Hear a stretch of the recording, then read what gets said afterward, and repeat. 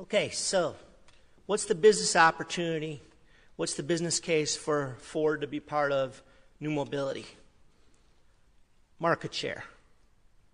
And all of you that study the auto industry, you know how important market share is. So you're saying, what do you mean you're going to increase your market share by being part of a business that's trying to tell people to get out of their single occupancy vehicles? So how does it increase my market share? Well, have you ever been to Cape Town or Bangalore or Seattle or Portland or DC or New York City? They all drive Toyotas, Hondas, Lexuses, and BMWs. If I can get people out of those cars to use New Mobility, I'm really, really happy. Less of them on the road, the pie gets smaller, our piece gets bigger, market share.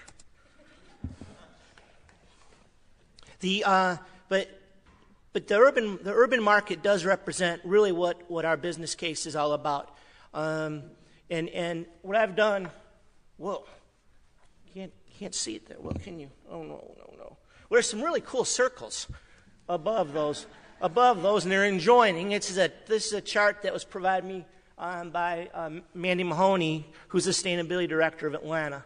And there's 3 adjoining circles that talk about, and I can't even see them here, but basically talking about the vehicles with the infrastructure requirements to what, a goal of a cool city and a cool city leader like Judy in Pasadena is. The goals of someone who really wants to make a cool city are improve the quality of life, create job opportunities, reduce greenhouse gases and vehicle miles traveled by putting more butts in the seats, more people in the butts in the train, in the mass transit, and providing more choices.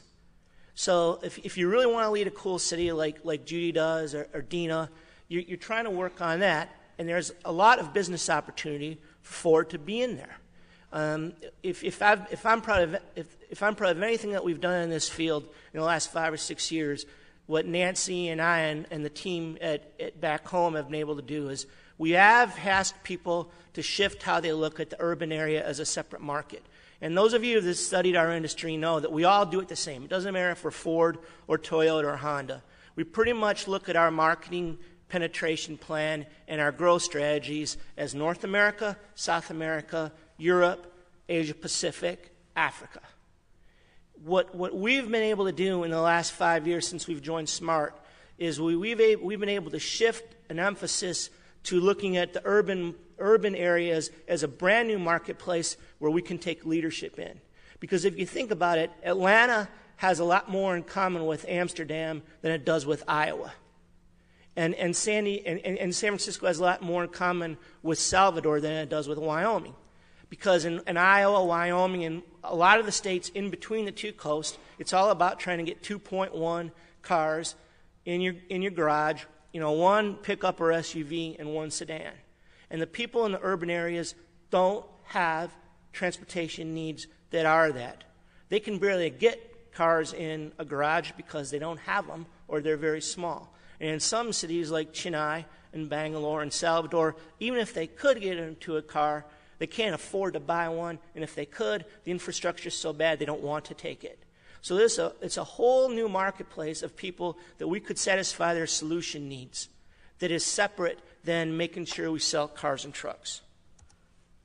Now, why do we think that we can work with urban customers and the municipalities? Well, the question is business case. And at Ford, the business case is more than just the numbers. So when we think of, the numbers, the return on investments, that's financials.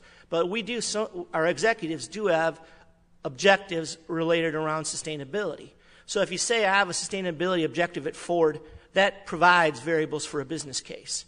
And part of our sustainability objectives are to engage with stakeholders, especially non-traditional ones, to find out what role we can play to improve the impact of the communities, the cities, the countries, and the regions we operate in. So we look at stakeholder engagement as a major part of our strategy. We've won the best sustainability report for 2 years in a row now because we're the only one of the few companies that report our economic, environmental, and social impact on the communities we operate within the world. And what I'm really proud of is we're the only one in our industry to have a human rights code that we enforce and remediate against.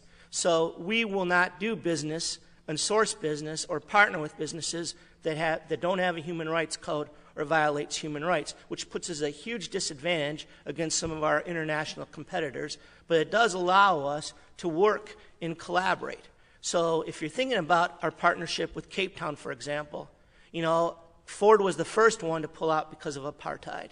Ford was the first company to provide privacy, antivirals, you know, condoms, education to prevent HIV/AIDS. So it makes sense that we're talking about urban mobility, increasing accessibility for the poor, that Ford can do that where some other companies in our industry can't. So we really believe that the urban marketplace, in addition to our sustainability objectives, can provide us new business, and why we want to be part of the business and have our vehicles part of urban systems to make the world a better place. So this is a picture of the South Kirkland Transportation Mega Hub that was written on the Tiger Grant and part of the prototype design for Seattle. Here's a good picture of another reason for the business case. If you look at that hub and all those cars, why can't they all be Fords? Right? If you look at all those charging stations, why can't they plug into electric Focuses and electric Transit Connects? Why can't a car share company want to work with Ford and in its green fleet and its IT and say, you know what, I don't have to bring a car back to the same place I took it. I've got data. If I want to take a car share, a Ford car share, I can get it at point A and pick it up at point B and not have to bring it back to point A. Why can't, in Seattle, why can't it be a Ford vehicle that provides a good, clean transportation from the train station to the Microsoft campus, an employee shuttle for the Costco campus, an employee shuttle for the Starbucks campus, and an employee shuttle for the Boeing campus? There are plenty of areas and opportunities for vehicles, not single occupancy vehicles, not necessarily V8 F-150s or Mustangs, but good quality green vehicles that can provide transportation for more than one person at a time connected into the network. So we have a couple of cool electric cars going on that the urban marketplace and the projects that we're working on, we think that they can fit into the system. Not own the system, not be the sole provider of the system. We don't even care if our brand is in the system. We'd much rather have it be the Pasadena system, the Seattle system, the Atlanta system, the Portland system. But we want to be able to say we're part of the solution, we're a collaborator. So next year,